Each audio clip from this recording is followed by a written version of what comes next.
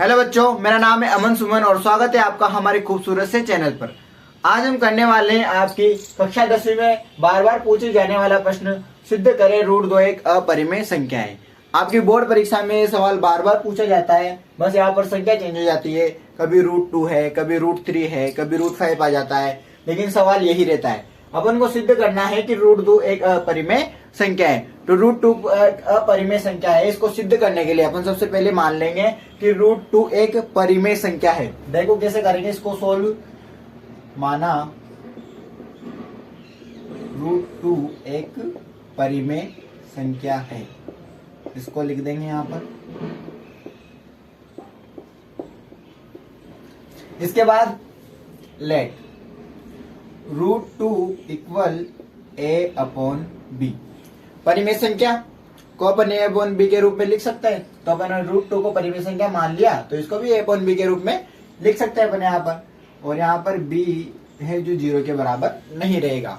जब परिमेय संख्या की डेफिनेशन लिखते हैं ना, तो उसमें लिखता है अपन नीचे b ≠ = 0, तो वैसे यहाँ पर लिख दिया है अपन ने। और यहाँ पर a और b सहअभाज्य संख्या है, सहअभाज्य संख्या है। इसको समीकरण 1 दे देते हैं।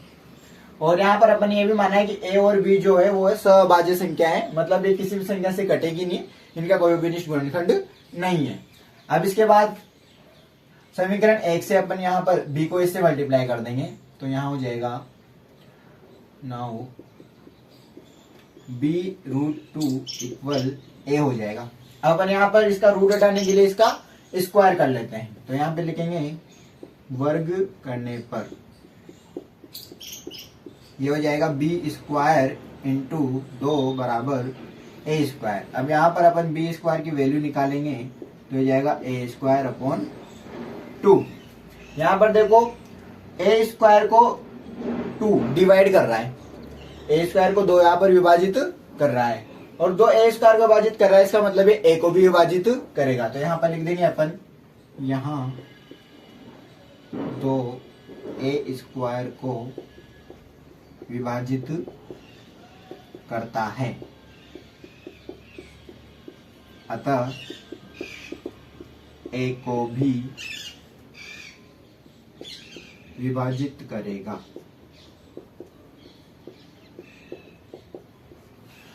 दो जो है वो a² को विभाजित करता है, मतलब a को भी विभाजित करेगा, यहाँ पर अपन ने लिख दिया है।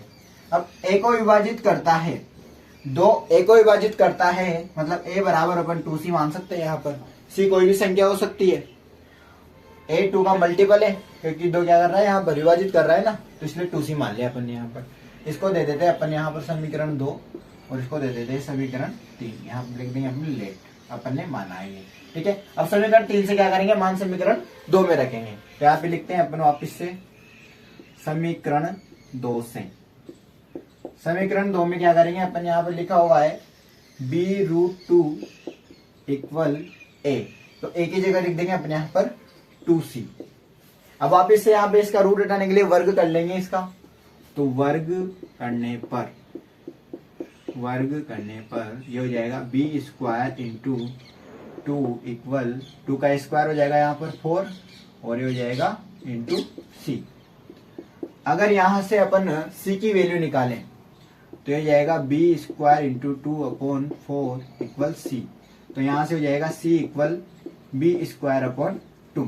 यहाँ पर भी बिल्कुल वैसा बन गया है। 2 जो है वो b² को विभाजित कर रहा है, और b² को विभाजित कर रहा है, मतलब b को भी विभाजित करेगा। तो यहाँ लिख देंगे अपन, यहाँ 2 b² को विभाजित करता है, अतः b को भी विभाजित करेगा।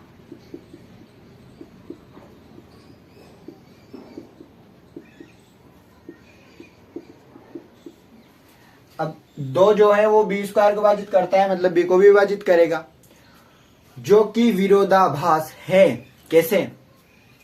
क्योंकि यहां पर 2 a² को मतलब a को विभाजित कर रहा है, यहाँ पर 2 b² का मतलब b को विभाजित कर रहा है। 2 एक ऐसी संख्या है जो a और b दोनों को विभाजित कर रही है, जबकि अपन ने माना था a और b क्या है, सहभाज्य संख्या है। ये किसी संख्या से भी नहीं कटेगी, इसका कोई भी निष्ठ गुणनखंड नहीं होगा। लेकिन यहाँ पर अपन को पता लगा कि 2 जो है इन दोनों का क्या है, विनिष्ठ गुणनखंड है। तो ऐसा क्यों हुआ, क्योंकि अपन ने परिमेय संख्या मानी थी, परिमेय संख्या मानी तभी तो सहभाज्य संख्या मानी। तो ये विरोधाभास अपन यहाँ पर गलत मान लिया है, इसलिए अपन को यहाँ पर गलत रिजल्ट प्राप्त हुआ है। अपना मानना गलत है, मतलब ये अपरिमेय संख्या जो माना वो गलत है, ये एक अपरिमेय संख्या है। तो यहाँ पर लिखेंगे अपन, अतः 2a व b का उभयनिष्ठ गुणनखंड है, उभयनिष्ठ गुणनखंड है, जो कि विरोधाभास है, जो कि विरोधाभास है। और ये विरोधाभास अपन को क्यों प्राप्त हुआ, क्योंकि अपन ने यहाँ पे इमेजिन किया था, जो कल्पना करी थी वो क्या है, गलत है, त्रुटिपूर्ण है। तो यहाँ लिख देंगे अपन, अतः हमारी कल्पना गलत है। अतः अपन ने जो कल्पना करी थी वो गलत है, अपन ने जो माना था √2 एक परिमेय संख्या है वो गलत है। अतः √2 एक अपरिमेय संख्या है, ऐसा यहाँ पे लिख देंगे, अतः √2 एक अपरिमेय संख्या है। तो बच्चों यहाँ पर सिद्ध हो गया है कि √2 एक अपरिमेय संख्या है। कैसे सिद्ध किया अपन ने, तो सबसे पहले मान लिया कि √2 एक परिमेय संख्या है, उसने बोला अपरिमेय संख्या सिद्ध करो, अपन ने मान लिया परिमेय संख्या है। तो √2 अपन बराबर a/b भी मान लिया अपन ने, परिमेय संख्या हो गया, a/b लिख सकते हैं अपन, b 0 के बराबर नहीं है।